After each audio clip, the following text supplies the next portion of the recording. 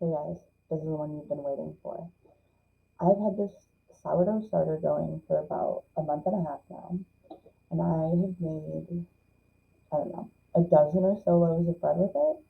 I've played around with the recipe, doing all-purpose flour, bread flour, wheat flour, um, slightly different combinations of all-purpose and some wheat flour and the bread flour and the wheat flour because every recipe that I've found so far calls for just a little bit of a mixture.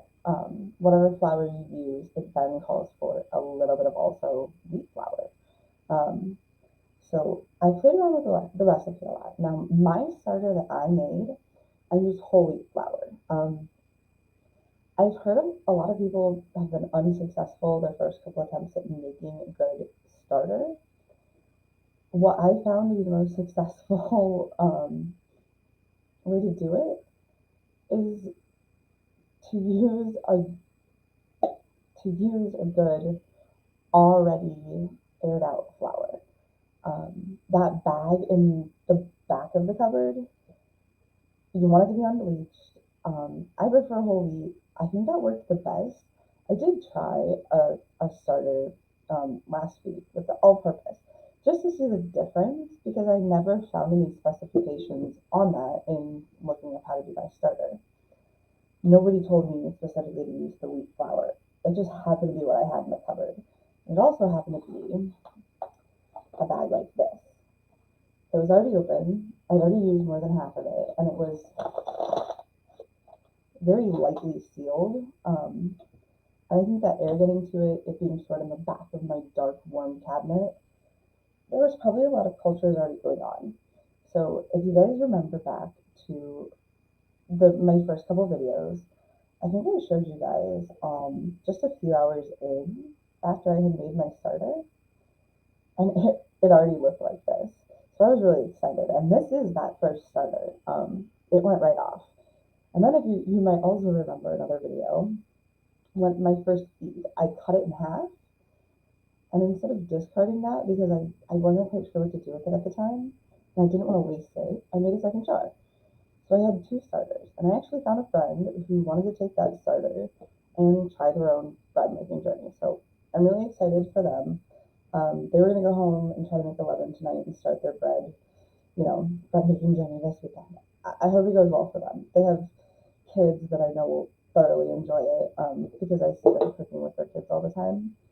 So I think that's going to be super fun for them, and I'm really excited. I'm really excited to see where they go with that and how that works out. And then if they kill my starter, it's okay, guys. I really don't care. I can give you the recipe to make a new one if you want. So here we go. I think I landed on the name of Bruce. I was thinking Bruce and Babs for my two starters, and I gave away the second one, so they can know what they want. But I'm gonna go with Bruce, like Bruce Wayne, Batman. It was a really good starter. My husband's a dork, you know. We like nerdy shit here, so um, we're gonna make our leaven tonight. I promised my daughter I'd make another loaf of bread tomorrow. She loves to help me fold it, so you need a high-sided glass jar, whatever. I like the ball jars, and I like the wide mouth. You're gonna do 1 cup of your whichever flour you choose. I'm going to do my all-purpose flour. No, I'm sorry. I have always used the all-purpose for the leaven. The loaf of the most recent loaf of the bread flour um, bread that I use, or when I use the bread flour, I did actually make my leaven with my all-purpose. So that's what I'm gonna do now. And then in a high-sided jar, it's gonna take 1 cup of all-purpose flour, 1 tablespoon of your leaven, or not of your leaven, of your starter, ripe and not recently fed. Like I fed it this morning at about 8 o'clock. It's almost 10 o'clock now at night. So it's is ready. He's ready. So I'm gonna take a tablespoon of this, and then like lukewarm room temperature water, and that's gonna be uh, a half a cup, I believe. See, no, let me double check. And I'm giving you the actual measurements, which I know is like, someone's gonna come after me. Yeah, half a cup of water, 1 tablespoon of the starter, and 1 cup of flour. Um, Someone's gonna come after me for not using a kitchen scale and not weighing things because I know they say they're like cooking is science, baking is science, and for your bread it has to be exact. And my measurements are my measurements are pretty exact. I've definitely come to terms with the fact that baking is not like cooking. Cooking, I feel like I can just wing it and do what smells and feels right, and like everything will come out good most of the time. Um, Baking is not like that. No. So let's go. I'm gonna start with a tablespoon of my starter. Oh, sorry, I just scared my cat. I'm just gonna use regular tablespoon. I'm gonna take a scoop. This is what my tablespoon looks like. Come for me, guys. I don't care. My bread's been delicious. It's fine. So yeah, that's my tablespoon. That's it. There's only two. I'm gonna feed this later. I might do a little bit extra, put it in the discard, and then I'll feed it in a minute. I'm not gonna show you guys that because I've done enough feeding my starter videos, I feel like. You guys don't care. Now I need a half a cup of lukewarm water. Normally I would have had my water running already to make it like a good temperature. Sorry about that forehead shot. Trying to get closer to my microphone. This is also a test for my webcam and the microphone because I broke my phone stand. So I'm gonna let my water get a little bit room temperature. Yeah, I'm gonna use my tap water. Come for me, guys. Come for me. Like and subscribe while you're here. Like and subscribe while you're here and tell me what I'm doing wrong, please.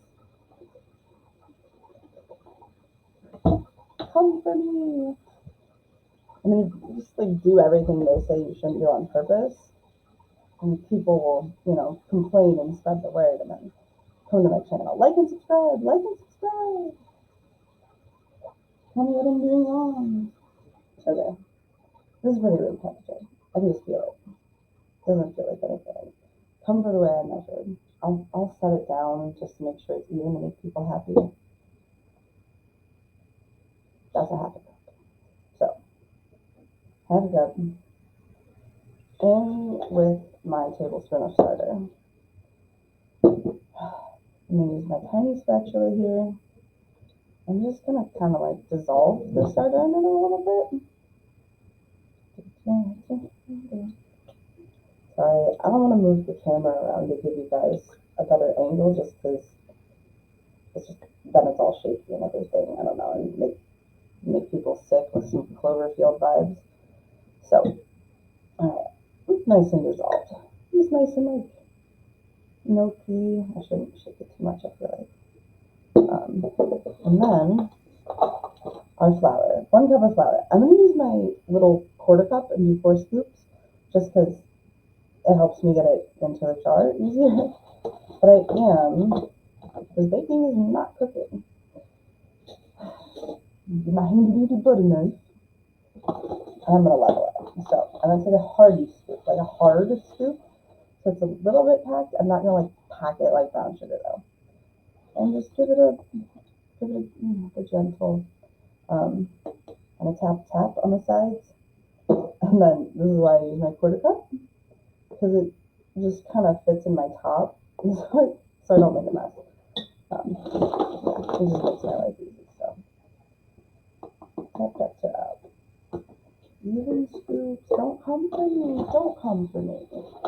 Like and subscribe if you come for me.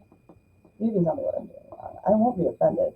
Please correct my process. If there's things I could be doing better, there's a better order to do this in. If there's like, I don't know, just a more specific way that makes it better, tell me. Come to me. It'd be nice. Let's see. It's just like doing the starter. You just saturate it all. Make it nice and ooey gooey. And now I feel like always feel like I did it wrong because it just takes a minute to get it all saturated. A lot of times I like this little spatula that I got from Walmart. A lot of times I actually like to use the opposite end, the wooden handle. Like I don't know. Sometimes it works better. I did make sure to use a wide mouth jar today because I actually picked one of my okay, that's it. I picked one of my small mouth jars and then God, it was just such a pain to like mix it up. It was such a task. Because it just, this way I can fit my whole hand in and really mix it. The high-sided vessel makes it a little bit difficult.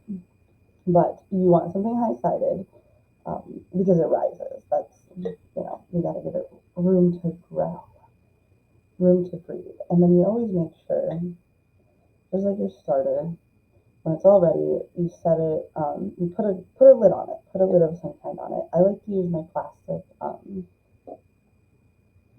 just like my plastic jar lid that I have. I don't think I have an extra one of those right now, actually. So I'll find something else. But like you could literally use like a piece of cheesecloth. I have used we had used cloth napkins. I just have like the linen napkins. I use one of those and put like a rubber band around the top. Because you want it to breathe. You want the bacteria to breathe so that it can, ferment and the bacteria can bubble up and multiply.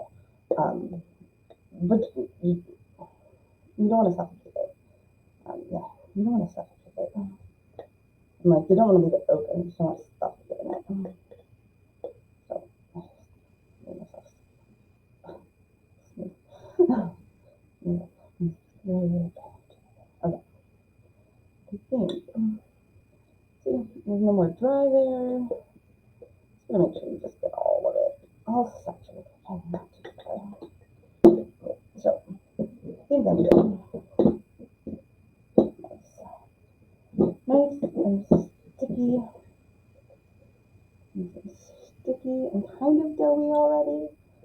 And then just, I'm a little bit OCD. I'm going to make sure there's no dry flour bits anywhere. I think we like that. So, yeah. So how much it is, it'll rise. Like, it'll come almost all the way up to the shoulders of this jar. It's kind of fun to watch. Maybe I should find a, here. We got a rubber band on my desk. I'll put this on here so you guys can see, just to prove my point there. A lot of people do this with their starter jars, so that they get an idea. We should level out to about there. So it's not really higher, it's just like bunched up. But so yeah. So I'll read that, and then tomorrow you'll see it'll be like up here. It should be, because my guy is really active here, and the starter fluffs up so much. And it really fluffs up quick. I have been questioning whether I even need to wait the full 12 hours. I probably always will, because I do it like, I'll usually make my leaven before I go to bed so that all my process and everything happens first thing in the morning. My kids love to help mix up the dough. My soon-to-be 5-year-old loves helping me fold, and then they like to watch me score. That the loaf I made earlier in the week with the bread flour, I got a request from my oldest to do a tulip design. I was like, I don't know if I'm that artistic, so it's not the best. I might attempt that, maybe work on my technique and see if I can perfect that for her. But we'll pick the fun. I don't know. I might Pinterest some scoring ideas. I see people with stencils. That's a fun one. You kind of like powder your flour over the stencil, and it gives you lines to kind of outline and score around. You get some really cool designs. I saw another one, a woman on Instagram painting her loaf. She had like white frosting that was kind of viscous, not so sticky mushy, and like put other colors in it and watered it down even more and like painted her loaf before she baked it and scored it. And like, it was just gorgeous. So I don't know, we'll play around with some more designs. There will be more parts to this, and then I will put it all together into one so that it's easier to understand. But yeah, that's your leaven. You start the night before. It's 10 o'clock. 10 o'clock at night here, and we just use it at leaven. 1 cup. I know. Come for me because I'm not telling you how many milligrams. I don't have a scale. This is the easiest for most people, I think, and I couldn't find this video anywhere on the internet, so we're doing it. So 1 cup of my unbleached all-purpose flour. Great value brand. How could you? It's not even organic. Is there organic flour? I don't know. I make my starter with the whole wheat. The gold medal brand. Come on. Paid good money for this. This will come from me, guys. 1 cup all-purpose flour. Quarter cup room temp water. 1 tablespoon of your starter. That's it. Super simple. Make sure your jar has room for it to rise. I've seen a few silly messes. So yeah, make sure your jar has room for it to rise. And then let's see if I can find a cap for a good example for you guys. Maybe. Maybe not. Hold on, what's this? No, that has a hole in it. What have we done? Oh no. I don't even have a big, yeah, I do. Yes, I do. Give me a break. I have to have lids up here. Okay. I'm just gonna take, not that one. Just a regular lid. Okay. And set it on top. You don't want it sealed. So your starter, you want to make sure. I use this lid. It's never sealed. Half the time it's crooked on there. I literally just set it on so it sits nice and it looks cute. So you set your lid on, and then I'm gonna put mine here, here on the stove because it's not very bright and it stays relatively even keeled 70 plus degrees. So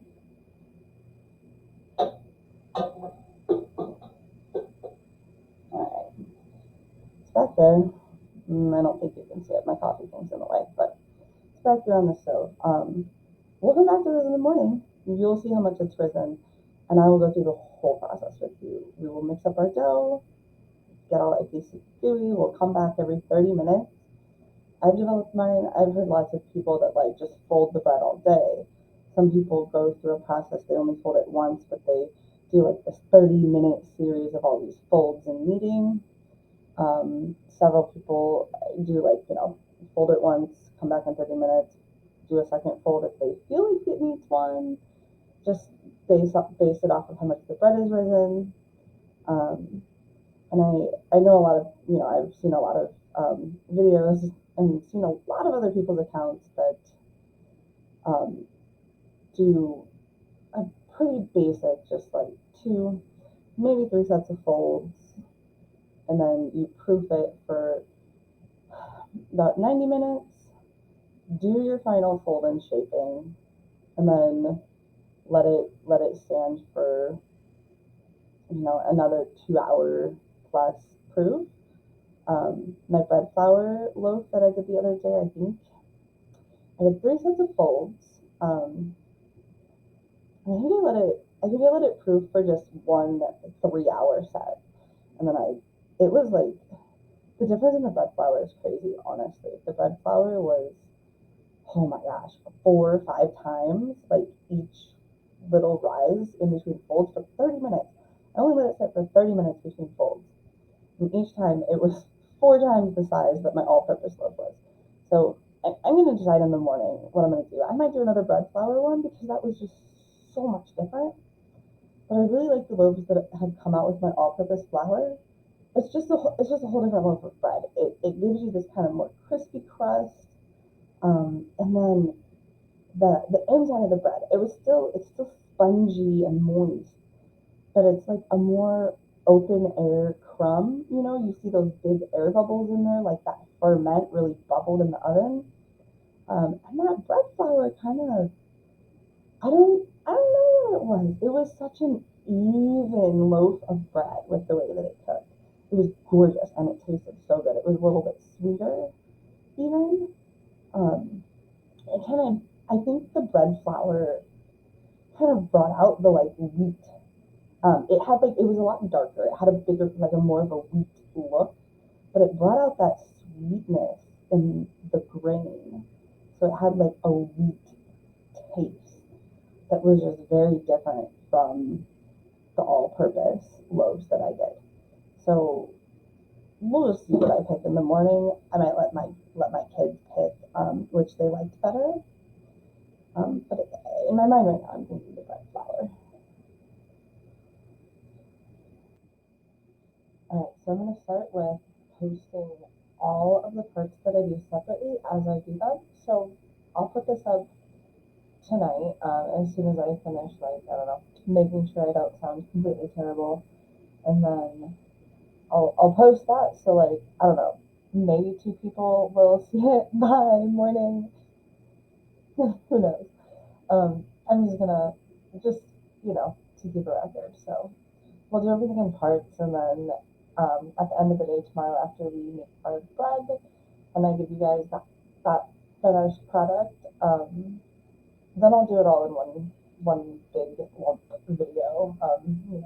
If anyone wants to come back and peruse through it, I will also put all of the steps that I do and just basic measurements, cups and tablespoons and what have you.